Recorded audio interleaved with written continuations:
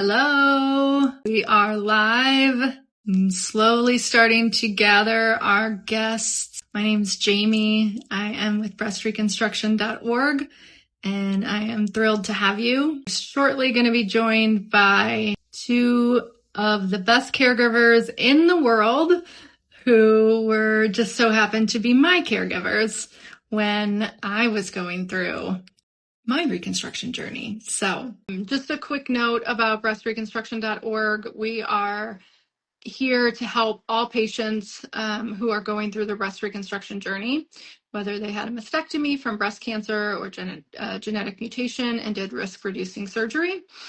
We are doing our best to make sure that all patients have all of the options that are available to them, and that they truly understand all of the information on our website is medically reviewed and unbiased. And that part is really important to make sure that patients have the best outcomes possible. So tonight we're talking about caregivers, and Friday, February 20th, is National Caregivers Day. And so we wanted to have this conversation because we talk a lot about surgery, we talk a lot about recovery and all of the options, but we never really talk about the weight that our caregivers carry. It's a journey for them as well, and they truly are the ones that hold us up. So that's why we are really excited to have them here today. Our caregivers, I can tell you a little bit about mine. My sister, Robin, and my friend, Sarah, are two of the people that helped me through my journey. And but they are most definitely not the only ones. I had a truly incredible entourage of people who helped me get through it. And the burden that our caregivers carry is significant. And so we want to have a conversation with them just to learn a little bit more about their experience and how they managed to get through it, what worked for them, what skills and techniques, things that helped them make the burden a little bit easier, how it affected their family, and how they would help other caregivers go through this journey, and how they would help other patients be more supportive of their caregivers, essentially, I would say. So there's a lot of things we want to talk about, and we will have a good conversation. There we go. Hi, Sarah. Hey, hi. How's it going? It's going well. How are you? It's good. Good. So thank you for being here. Of course. Get myself situated here. Good. Okay. Thank you so much to everybody that's here. We are really excited to have this conversation. It is a very important one, and it's one that is very near and dear to my heart. I joined the breast reconstruction team in, in August of last year. And we are going to be talking with some of my caregivers tonight that helped me as I went through my journey. So welcome, Robin and Sarah. I'm just going to introduce you both quickly from my perspective, and then we'll let you guys talk a little bit. So Robin is my sister. Say hi, wave, Robin. Hello. Robin is my sister, my older sister, who's known me my entire life and was there the day I had my mastectomy. And Sarah is a friend of mine since college. We've known each other a very long time. And Sarah lived in Columbus as well. So he was with me through a great deal of the time that I was going through my recovery. And I owe them both so much. So we're just going to jump in, and hopefully the sound is okay. It's echoey, but we're going to do our best. Okay, so tell me a little bit about the experience that you had as a caregiver. You were both so supportive of what I was going through, but how did you handle the process itself, and what would you say was the most difficult part of that journey? You want me to Robin, you go want to first, start? Sarah? Yeah. Okay. Go for it. I mean, obviously, with Jamie being my sister, the diagnosis and finding out is difficult, right? Because she was young, and you don't expect, at 40 some years old that you're going to be dealing with that. Um, I think that the challenge is, as a caregiver, is trying to figure out what you can and can't do, right? Because you're just taking your cues from the patient, and I don't live in the same town, or I didn't live in the same town as Jamie. So it was like, I'm driving 2 hours down. I'm not really sure how long I'm going to be there. Obviously I have my own family, and trying to figure out, what I can do and how I can help.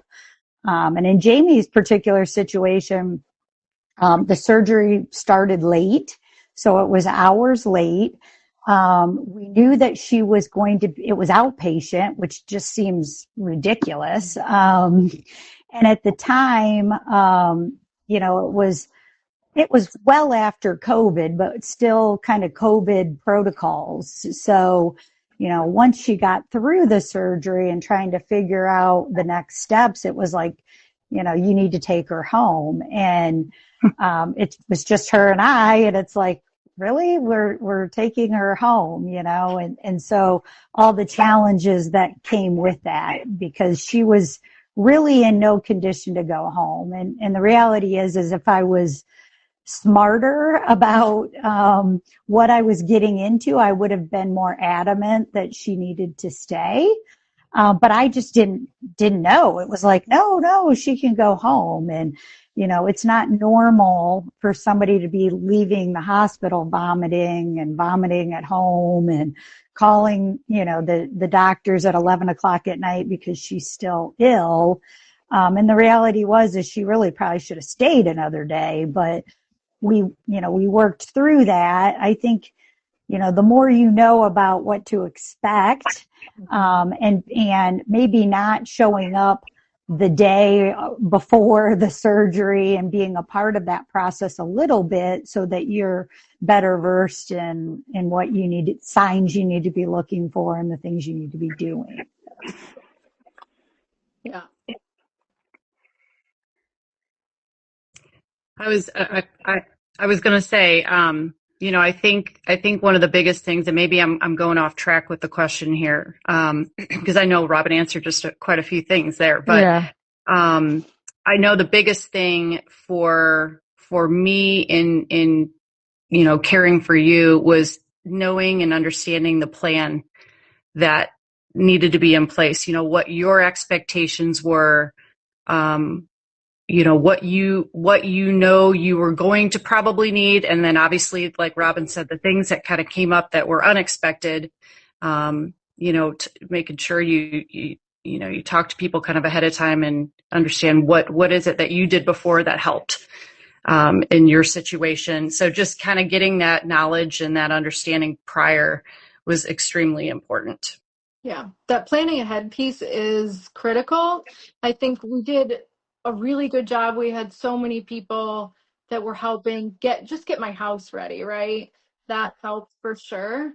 But like Robin was saying, I was definitely in no place to go home after my surgery. And so I get how scary that had to be. And I remember at one point you thinking, I need to take you back, like something Yeah. I can't, So Well, and I think it's important to feel comfortable saying, like, is this right or not? I was not comfortable saying this doesn't feel right, and I think as a caregiver, like, you know, I don't know that I wanted to have that responsibility, um, to take you home and not be sure about what I was doing. And I think if I'd have had more conversations ahead of time, I would have been more prepared, but I just didn't expect that you were going to be in that condition. Right. And so, if I would have known that you were going to be in that condition, and that those were the things I needed to do, I'm sure I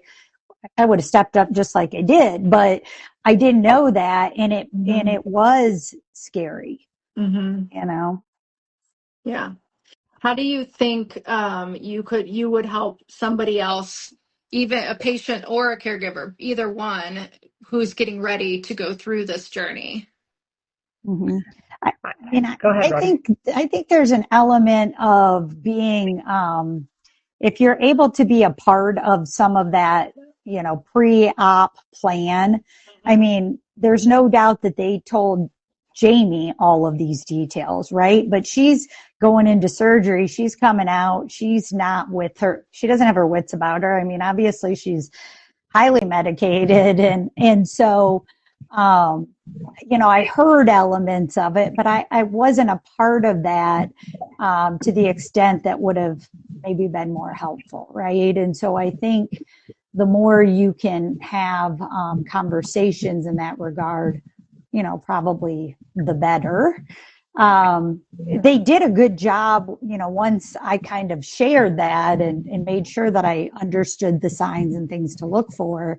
I just went into it very like 11th hour. So I don't recommend that. You know what I mean?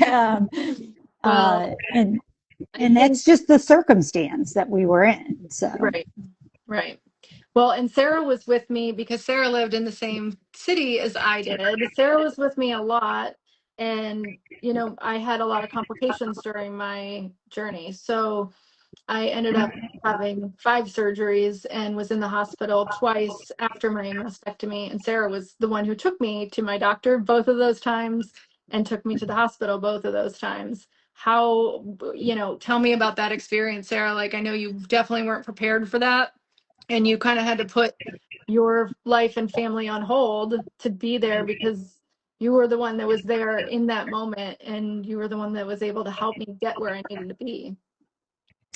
Sure. So, I mean, one thing that I definitely learned throughout, the whole process was that, things are going to come up that you never prepare for, you don't expect, and I had talked with my family about like, hey, Aunt Jamie is going to be, I say Aunt Jamie, but Aunt Jamie's going to be, down for the count here. And if I need to go, I need to go. And so fortunately, I have a family that's very understanding and was willing to, they understood the deal.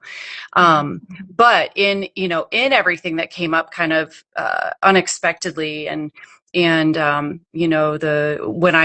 I wasn't there or somebody else was kind of in my place for a little bit, it was really important to be able to get Jamie to the doctor and somebody to do that, because I knew that I was that person. I know anybody else would have done it too, but just being on call and ready to go, even when I stepped away for a day or whatever, I knew I was that person in that time. So having someone like that in place, I think, is really, really important. And being able to step up whenever something goes a little sideways, because things will, no matter what. It's good to have that person in place. Yeah. What kind of support did you guys need that you probably didn't have as you were going through it? And what can patients do to make it easier on their caregivers? I think to Sarah's point, it's having your own family support behind you, right? So whether it's other family members helping out or friends helping out at your own home and your own situation, and understanding that. I mean, luckily, my kids were older. It wasn't like I had to have somebody watching my kids. They were old enough to be able to kind of take care of themselves and do some of those things. So I think it's that, it takes a village kind of thing where, in order to help over here, somebody's got to be helping over there. And so I think if you have some of those things lined up, and with the idea that, this isn't a 1 or 2 week kind of thing. I mean, right. In Jamie's case, it went on for a long time. And we learned over time the things that she was going to be able to do herself and the things that she wasn't able to do, and navigate around that. But I think it's kind of having backups for the backups. Mm-hmm. Yeah. I would agree with that. I mean, having your family support is super important. Everybody's got to be on board, and that's the village in that capacity. But then also the team of people that Jamie put together for to spend time with her, or just to people that offered to bring over a meal, or just to come over and sit with her for a little bit. Everybody kind of had their role. And I think that right there that was a huge support. I know not only to Jamie, but to me too, and Robin, I'm sure I'm speaking for you too, but the people and the communication that went on during those months, it was huge. It was huge. So it was quite the team, quite the village. And that, I think, is definitely something that helped along the process. That's along with the process and all the support. Yeah, that's good advice. Back up the caregivers, right? Back up the backups even. So we did have quite a crew of people who were coming in and out. And I will say the one thing, when you're in a caregiver mode, you're focused on the physical needs, right? But I think you both saw multiple times for me that what I needed in many moments was just somebody to sit and talk to me. As those pain meds wear off and you can't take more and you feel very alone and isolated, sometimes that was all I needed, was just somebody to sit and chat, So I laugh a little bit because that wasn't always me. So I think recognizing that some caregivers are better at that than others. Yeah. Some are good at doing the tasks and the running and prepping and whatever. And I would say that was one thing that was probably I didn't recognize as much, because I'm not one to hey, let's just sit and watch a movie. Like, that's not really in my nature, but you need those people, right? And so I think it's recognizing that, and it's also recognizing that when you're sick and you need caregivers, there may be some caregivers that want to be caregivers that you don't want to be caregivers, right? I mean, let's be honest. I mean, when you don't feel good and you're going through something, there's times that you just don't want to deal with certain things, right? And so think about that list of who you want around you on your best days and your worst days, because I think there's people sometimes that don't necessarily make us feel better. Right. So, right. Yeah. And I think there's, like you both were saying, there's a role for everybody, right? Everybody can have their specific way to help. I know one of the day that I was diagnosed, a friend called me and said, I'm coming to your house at 6:30. I'm picking you up. I'm taking you to get wine. And Sarah, you came along. And she didn't ask me what I needed. She just showed up.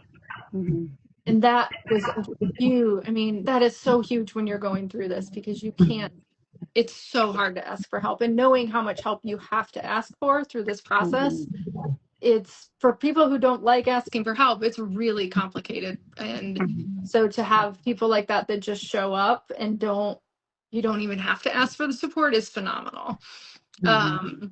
What was I think, your biggest surprise in going through this with me?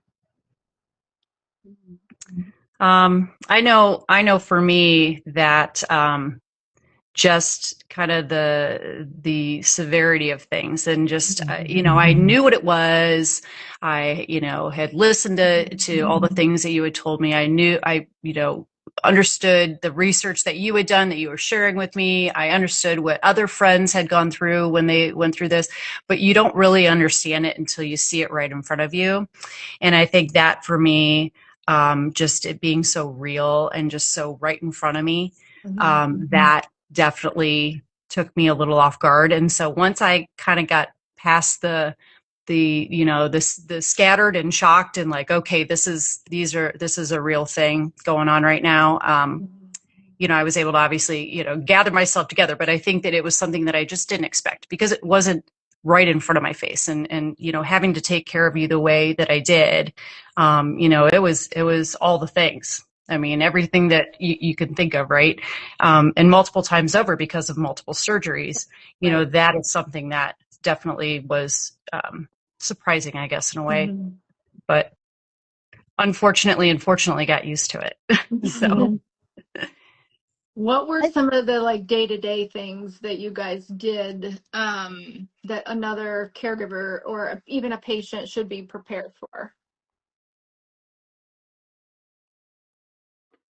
Robin, you got it? Or? I mean, I guess it's, it's just trying to figure out the things that you might want or need, right? So whether it's certain things that food wise that taste good or don't taste good, things that make you comfortable, like clothing items. I mean, I know I went out and bought you some different tops that you could wear that would, not hit in certain positions. I mean, we tested all kinds of stuff, right? Because you had bought some things, but not really. And so when you came some home, just weren't comfortable once you're in it. Yeah.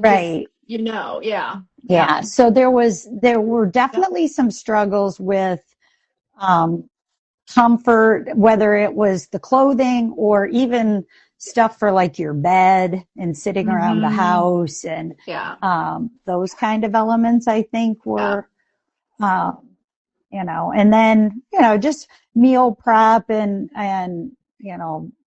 just helping with stuff around the house. But mostly I feel like it was the clothing thing was a little bit of a challenge.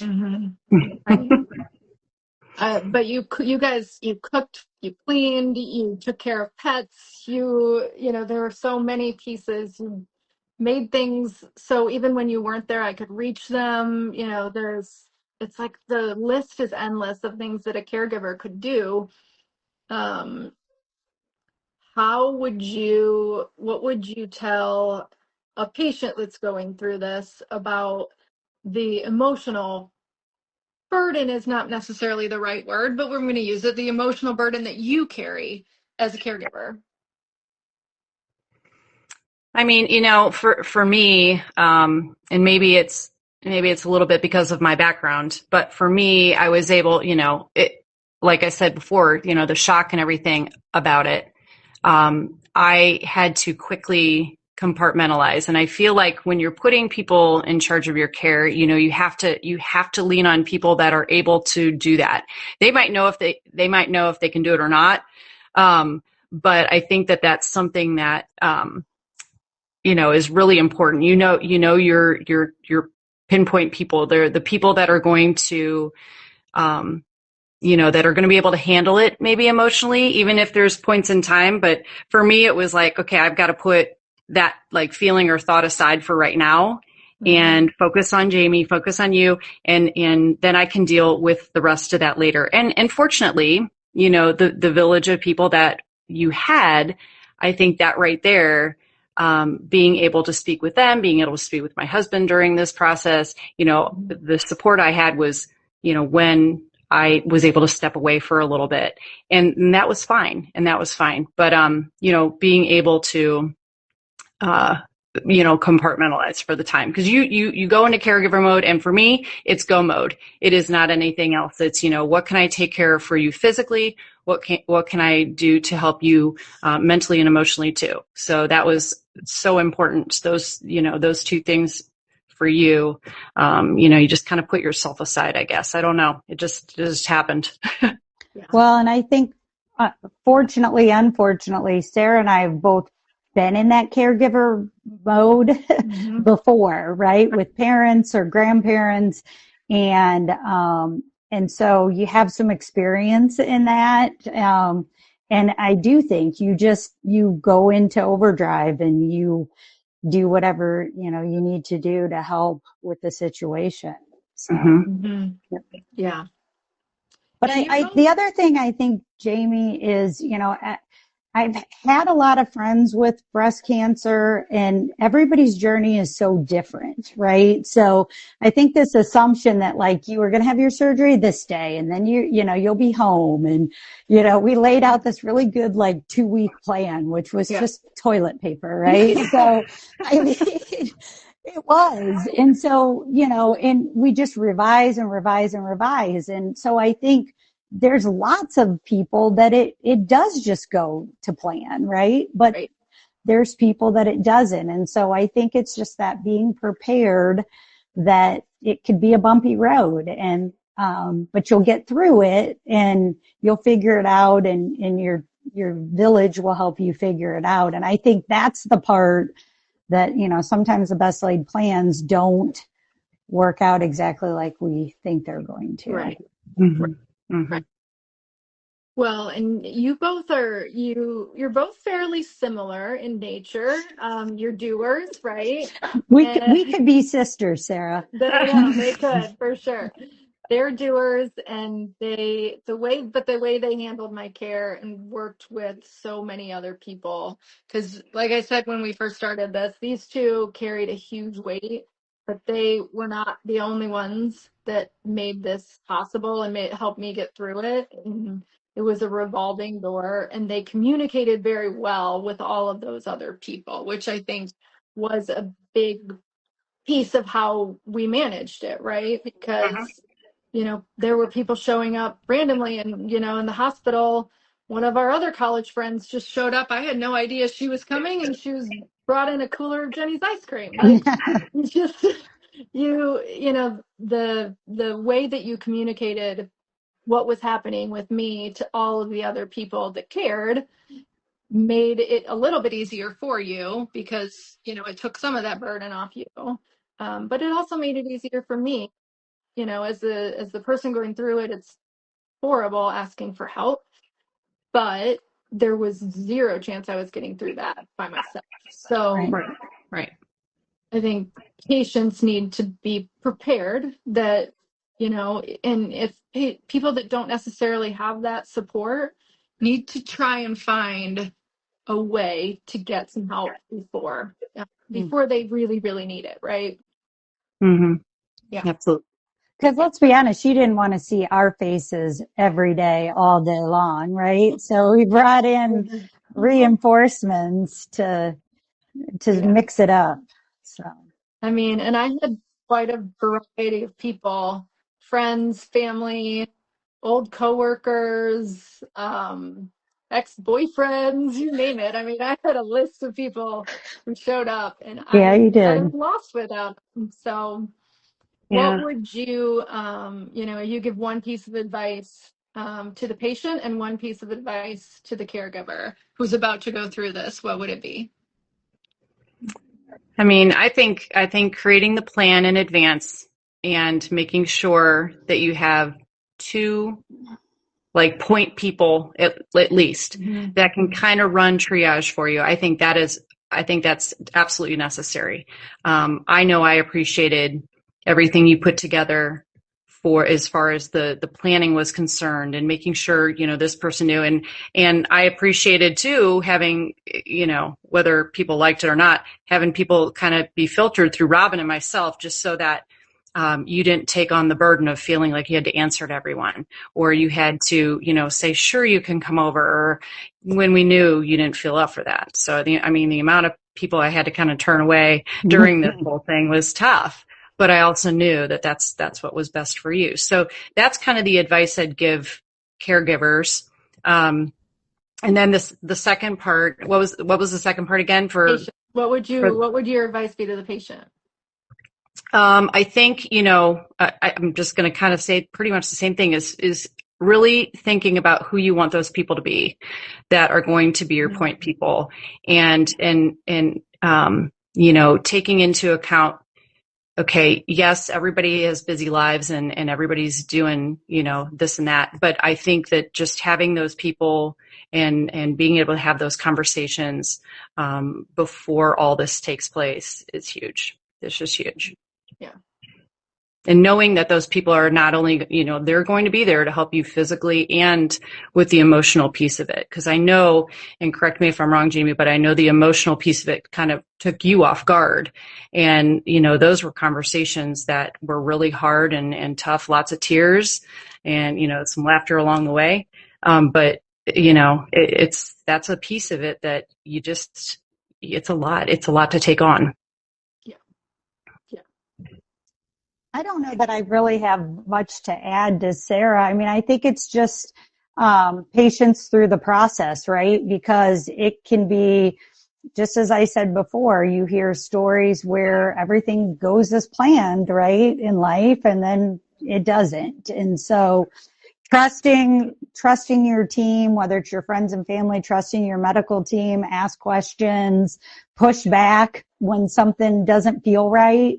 I mean, if it doesn't feel right to you, then you got to ask the question and push back and get more, information and support. I mean, there's resources out there. It's just that a lot of times people just don't know, what to ask for or where to go. And so I think it's recognizing that. Yeah. Well, and that's one of the reasons that our organization even exists, is because people don't know. We don't know what to ask, right? It's such a foreign thing, and you have no clue. Even if you've read all the information, you still need to hear about how the process works, the complications that could happen, and what questions you need to be prepared to ask. So yeah, that's really important. Both of you brought up, I think, good points in that last bit. Robin saying you need to know when to push back and when to say this doesn't seem right. And then Sarah, when you said you kind of needed to be gatekeeper, that was really important too. And when you don't feel up for it, and if a person who isn't good at asking for help also isn't good at turning somebody away who wants help, and so having those people kind of take charge is important for sure. So, okay. Well, I don't think I have any more questions. Do you guys have anything else you want to add? We'd do it again. We would do it again. We would do it again. Absolutely. I know you would. Yeah. And, the same. Obviously, I would be there in 2 seconds. And the care that you provided and the care that so many other people were there and to support me was the only reason I got through it the way that I did. And so, yes, be grateful for the people who help you through it and hope that they don't need that kind of support in return. Yeah, absolutely. Okay, well, I know our audio was a little funky today, but I hope that everybody listening got something from this conversation. And if you aren't currently following breastreconstruction.org on Instagram, please do. Check out our website as well. And we're constantly adding new content to try and help patients that are going through this journey. So thank you very much for joining us. Thank you, Sarah. Thank you, Robin. Love you both so much. Love you. And we'll see you all soon. Bye. Bye. Bye-bye.